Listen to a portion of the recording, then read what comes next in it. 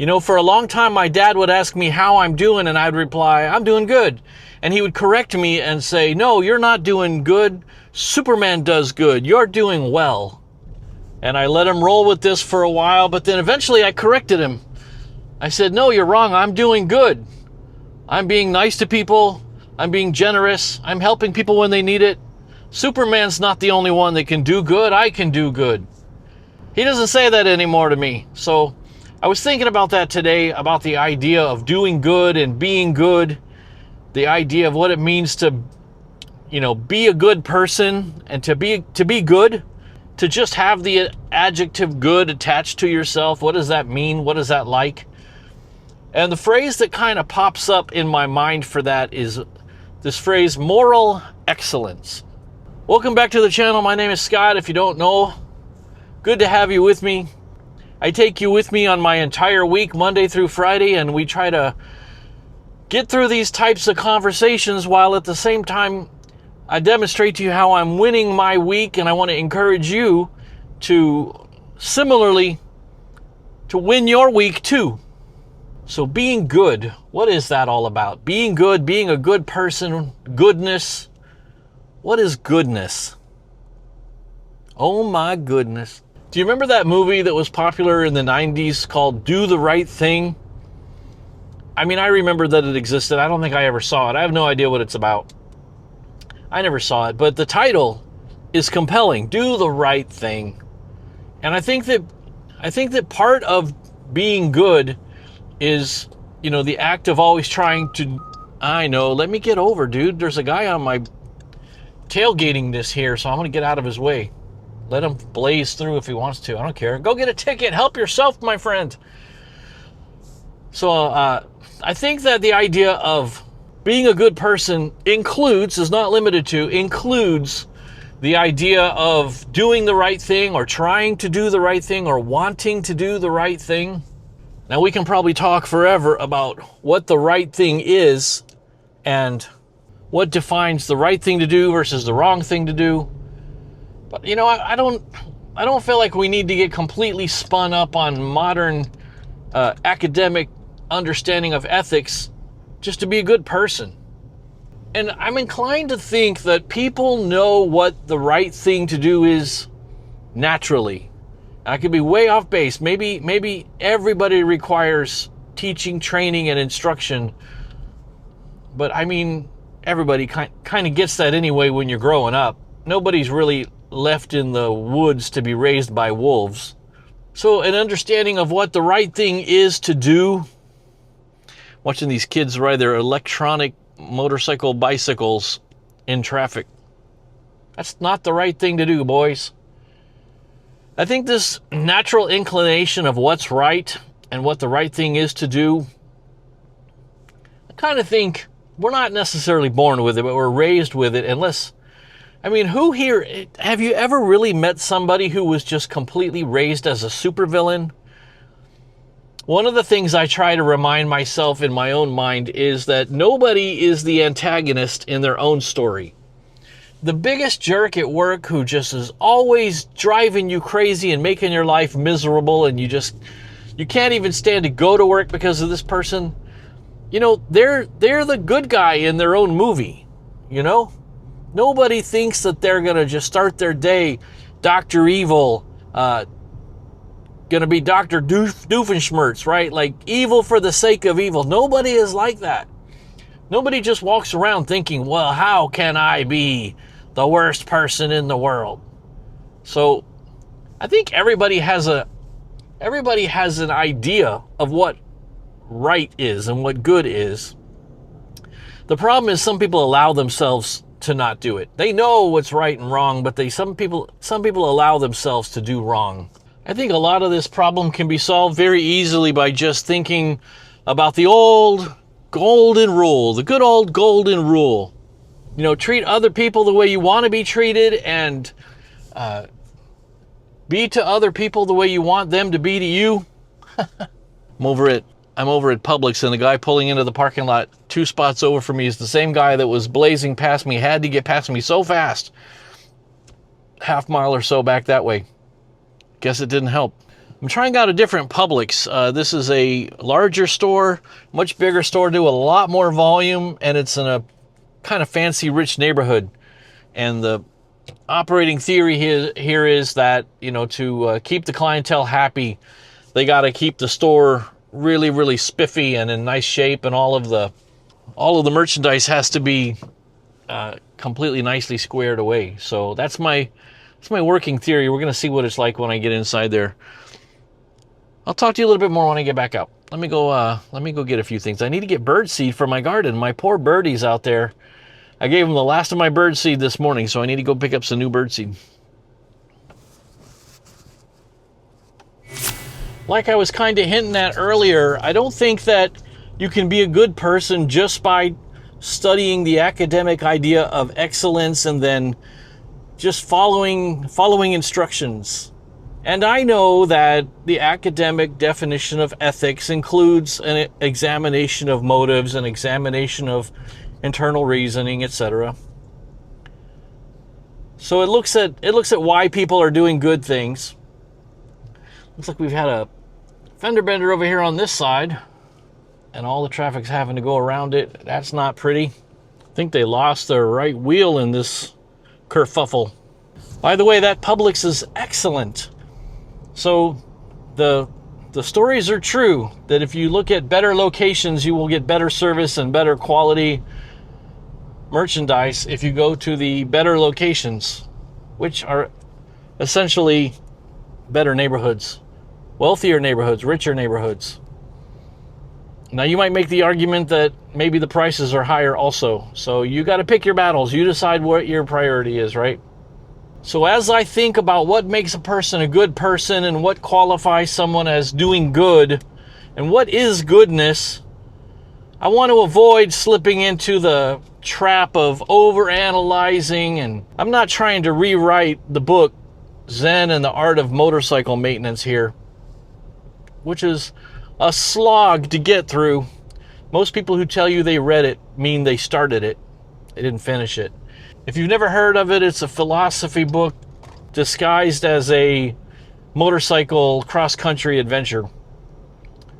And in it, Robert Pirsig spends a long time examining the nature of quality and goodness, what makes something good or better. So I'm not going to do that here. I don't have time for it, and I'm not smart enough, you know?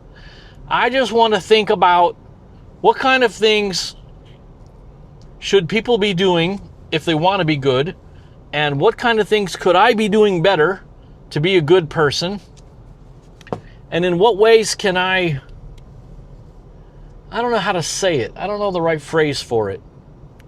I want to be good, but like the things I want to do are the things I don't do. And the things I don't want to do are the things that I keep doing. How do I break out of that cycle? How do I be a good person? How do any of us be a good person? I don't know. I'm going to think about it and tell you guys what I come up with, and I hope by the end of this week we will have not only figured out a little bit of it, but also, you know, this topic might be a whole lot more convoluted than I thought it was. What I get myself into. All right, I'm going to think about it some. Good morning. Just finished up with breakfast with my buddies here, and yes, it is Wednesday. We skipped over Tuesday, you guys. Unfortunately, Tuesday was extremely busy with my day job, and I really could not find time to get away, and I apologize for not talking to you yesterday. But that said, it's Wednesday morning. I'm leaving breakfast with my friends, and I want to talk to you about something. By the way, what do you think of this camera angle? There's a couple of YouTubers I watch who use a camera angle like this when they're in the car, and I really like it a lot, on their channel anyway. So I want to just kind of do this as an experiment and see what I think of it. But I'd like to hear what you think of it as well. What do you think about this camera angle? At least now I can see you head on. Now, last week's video, if you haven't seen it, was about kindness. It was on kindness and being kind. And our friend Pam from Pam's Stories for Humans made a good comment, which is that in her mind, you know, kindness is centered around this idea of doing the right thing when nobody's looking, and being kind to other people when nobody's looking and there's no reward attached to it. I agree with that. And she said this comment not knowing that I was already making a video about goodness and being good and doing the right thing and the nature of what is good and what is righteous and what is the positive right thing to do. So Pam, I was ahead of you, and you didn't know it. You didn't realize I was already thinking on the same wavelength as you, so good job. So have you ever heard of something called the shopping cart theory? I've talked about this a little bit before in the channel here. The shopping cart theory, you can read about it. There's articles about it. The shopping cart theory says that a good litmus test for ethics and whether somebody's a good person is whether or not they return the shopping cart at the grocery store. You know, there's no penalty for not doing it. No one really ever sees what you do. No one ever is going to hold it against you. It's completely voluntary, but you return the shopping cart to the corral for the benefit of the rest of society. It's something you voluntarily do with no penalty for not doing it, for the benefit of the rest of society. So that's why it's considered a litmus test for ethics. And there are arguments on both sides for this thing. There's people who argue that there are reasons not to return your shopping cart. People will say, oh, well, I've got kids in the car, or I'm paying for groceries. It pays the salary of the kid to come grab my shopping cart that I left in my parking space, whatever.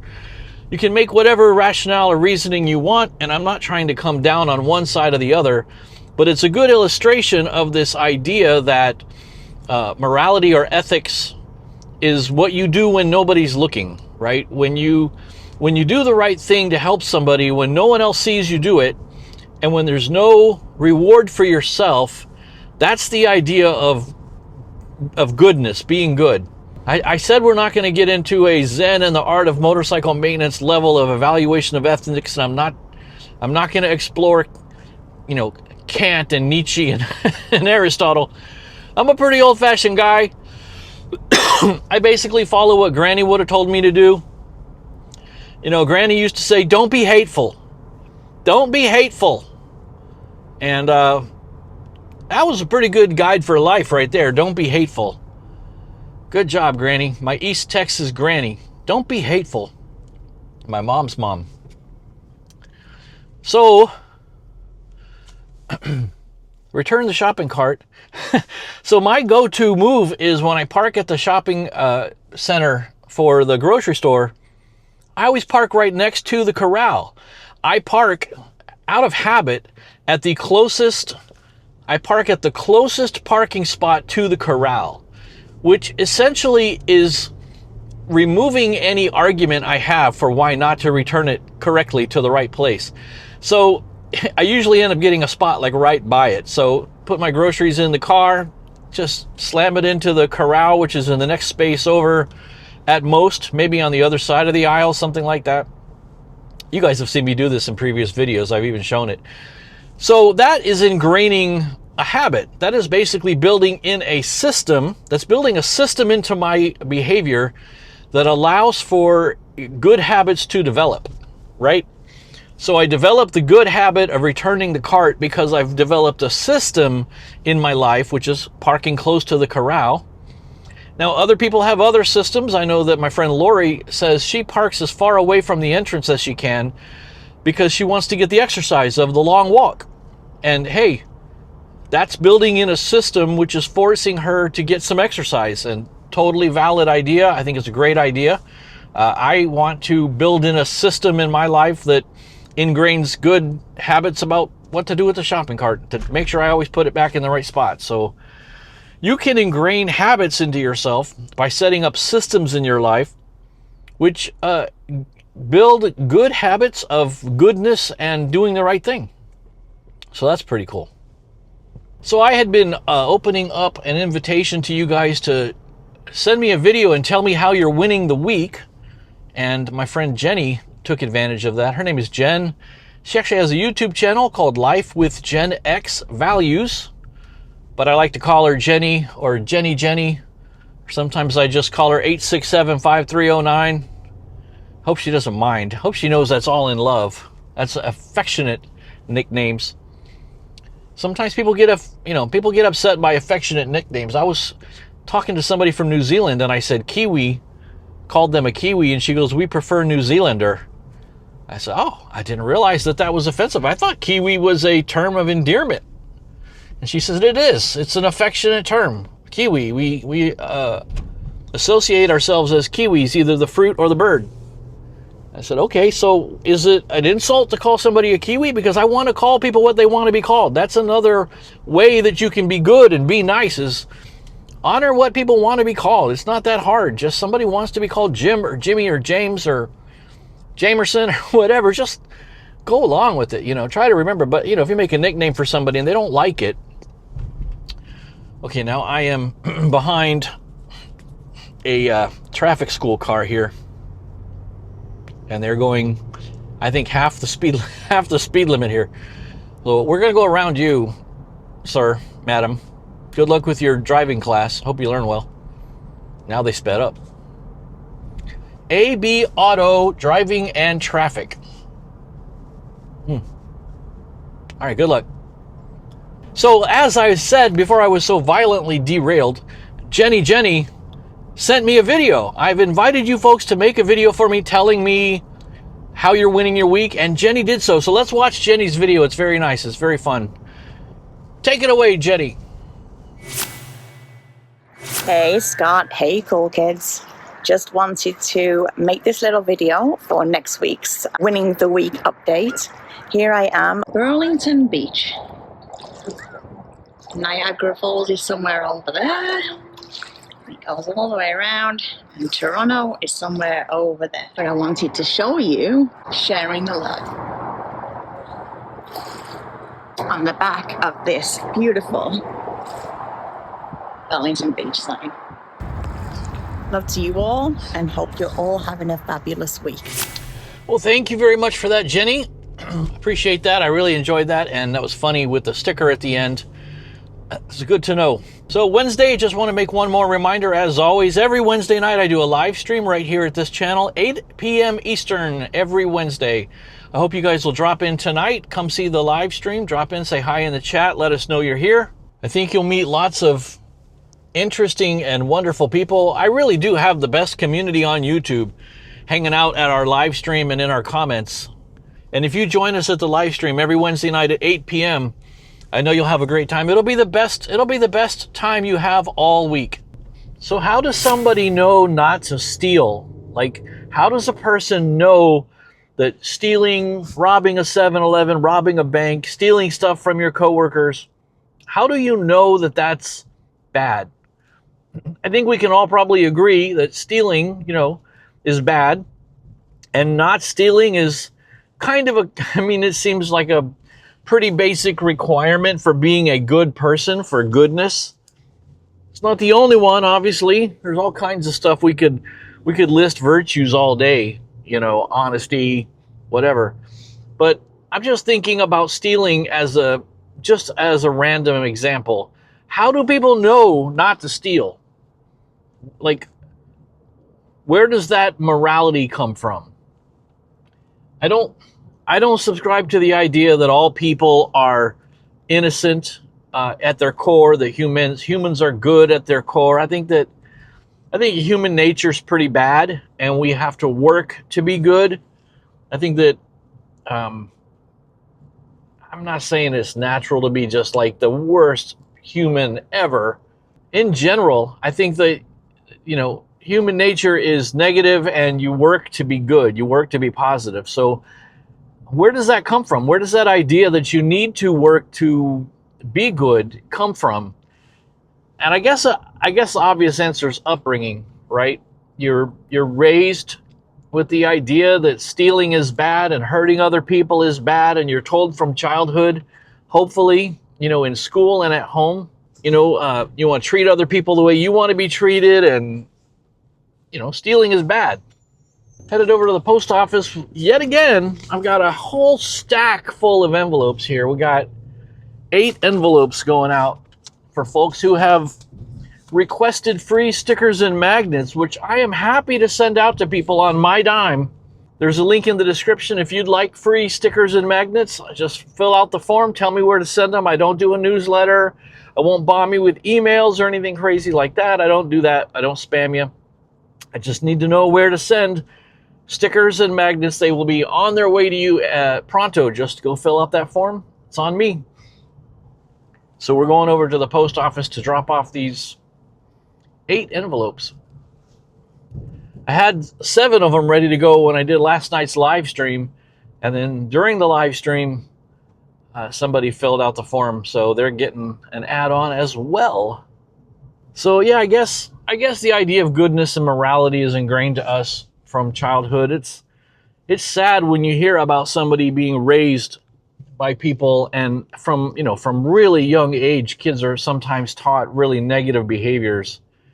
We've all seen videos of really little tykes being encouraged, with really bad behavior. And it's horrible when you see that, because I don't know how you correct that. I don't know how you undo that. Somebody jokingly raises their kid to, swear really bad or to fight and beat up other kids from little, it's going to be tough to undo that negative morality down the road and it's going to be hard for those people to turn into a good person someday. All right, quick trip into post office. I'll be right back. I guess similarly and slightly related would be this idea of hate. And is hate a learned behavior? Hate's obviously not good. Hate is bad, people, in case you didn't know.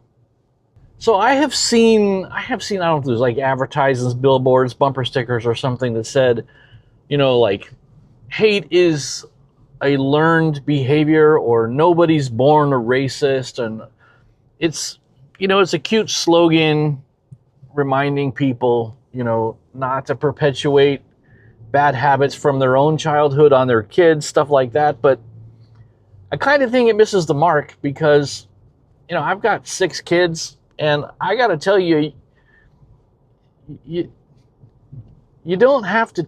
They say that nobody's born with hate, and you have to. Kids are taught hate, but the truth is, you got to teach kids. The truth is, you got to raise kids not to be little monsters. Their natural inclination as they're growing up is to fight with each other, to take, to not share, to be selfish. Selfishness is selfish. People are born with a selfish nature, and we have to teach kids, not to share. If you don't think so, be around a 2-year-old sometime and tell me that kid was born selfless. No, we have to teach children not to be selfish and to be kind to others. It's not the other way around. It's not that hate is a learned behavior and racism is a learned behavior. And if you just let a kid grow up naturally without any teaching, they'll just be angels. That's foolish nonsense.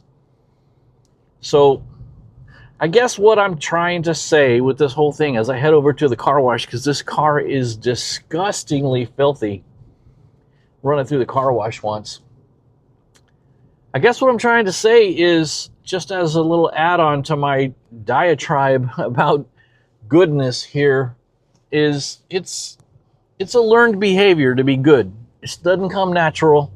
And I don't think we ever stop learning it. I don't think we ever stop improving through our entire life. Here I am, I'm an old dude now, still learning, still trying to figure out, still failing, sometimes screwing up and not being as good as I can. Back there at the post office, I held the door for a lady who was coming out. That's nice. I didn't have to do that. Nobody's watching. I'm not doing that for a reward. It's just the right thing to do. But, the next time I have an opportunity to do the right thing, who knows if I'm going to do it, So we're all working on it. We're all learning. We're all improving. Hopefully we're all getting better. Hopefully tomorrow Scott is better than yesterday Scott. So, all right, I'm going to swing through the car wash once again. It seems like I'm here several times a week. The reason it seems like I'm here several times a week, if you're watching this, is because I come here several times a week. So I'll touch base with you folks in a little bit. Well, I had these great plans to take you on a real fancy date, my friend. I was going to take you out to the Everglades and walk on the levee that holds back the Everglades from civilization here, because there's some wildfires out there in the Everglades, and I thought you'd like to see those fires with your own eye holes. But it's rainy, and more importantly, there's a lot of lightning in the area. So we cannot go wandering around out on a levee in the Everglades, being the tallest thing around for 30 miles, because we will get struck by a bolt. Wouldn't be safe. Wouldn't be prudent. So we're not going to do that. We're not going to go to the Everglades. I will try to take you there next week instead. I apologize for getting your hopes up like that. Sorry. But we'll get out there, I promise. So I'm going to call it a week. It's Friday here, Friday evening. Actually, it's like 7:30. I was going to take you out at sunset and watch the sun go down in the Everglades. It's beautiful out there. Sometimes you can see the green flash as the sun sets. If you don't know what the green flash is, maybe you want to look that up. It's pretty cool. So we'll try and do that sometime next week. Okay, I promise. I promise I'll make it up to you. We'll do it next week. We'll try. Getting a lot of rain and a lot of thunderstorms lately, but that's okay. It's summertime. Summertime in Florida, we get 60 inches of rain a year, guys. If that doesn't mean anything to you, we get a ton of rain in South Florida, and most of it comes in the summertime, in the rainy season. You know, we're subtropical. And it's the rainy season. It's monsoon season. So we get thunderstorms pretty much every day in the summertime. Lots of thunder. But we'll get out there. I promise. You and me, we'll get out there next week. So let's see. What can we summarize? Being good is good. Try to be good. Treat other people the way you want to be treated. Don't worry too much about judging your own motives when you're doing good things and trying to be a good person. Don't worry about, does it cancel it out if you're doing it because you want to be good. It's okay to want to be good. It's okay to want to be a good person, and it's okay to do good things to try to improve how good you are. Nobody's just naturally good. Nobody's just born with a good intention in their heart. You know, the heart is deceitful above all things. So if you sit here thinking to yourself, no, I've got a pretty good internal human nature. Come on, dude, you want to get over, turn on your like signal. Come on over, my man. There you go. I knew you could do it. So if you're sitting there thinking to yourself, well, I've got a pretty good human nature on the inside of me, that's just your own deceitful heart lying to you about yourself.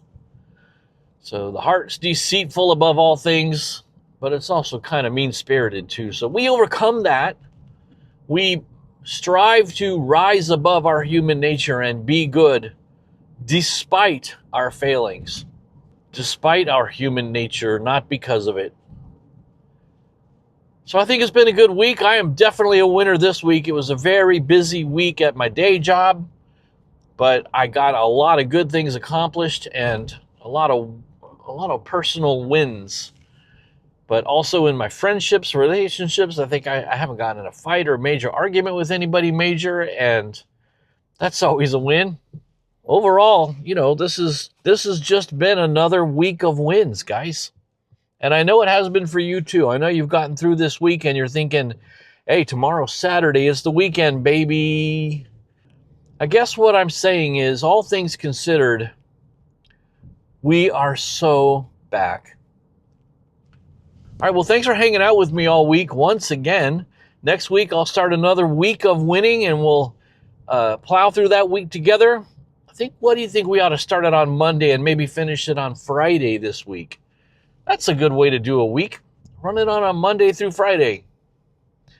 So I'll see you next week. We'll think of something cool and interesting to talk about throughout the week, and Oh, and you know what I got to do tomorrow? I think I didn't tell you guys about this, but I'm participating in this challenge that the YouTube coach Rob the Maritimer is hosting. It's a free challenge for YouTube guys like myself. Guys and gals trying to get out of their comfort zone, trying to be stretched and trying to be encouraged to do something uncomfortable and difficult. And for me, it's filming in public, talking to the camera around people.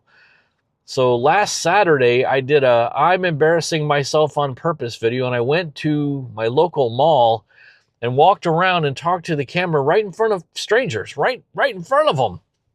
I don't like to do that. So how do I up that? Now that I've done that, I got to do something even more uncomfortable and more embarrassing. I do strongly believe that if you are the kind of person who's shy, etc., if you find little ways to intentionally embarrass yourself, you slowly start to get immune to embarrassment. So that's what I'm trying to do. So what I've decided to do is this Saturday, tomorrow, I'm going to go film that video, my new video for that challenge, at Sawgrass Mills gigantic outlet mega mall. And there's also like an outdoor shopping area that I've A, never been to, and B, probably get hassled by the mall cops a lot less because it's outdoors. I'm hoping. But that one will be out like in a day or two. So watch for the other next upcoming future next quest thing. Embarrassing myself video.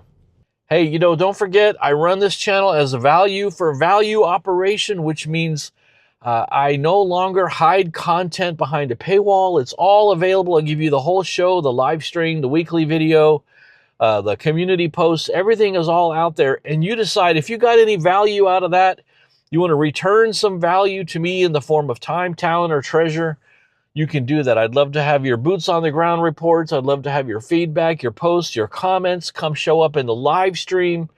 All kinds of ways you can provide value back to me in return for the value that you've received.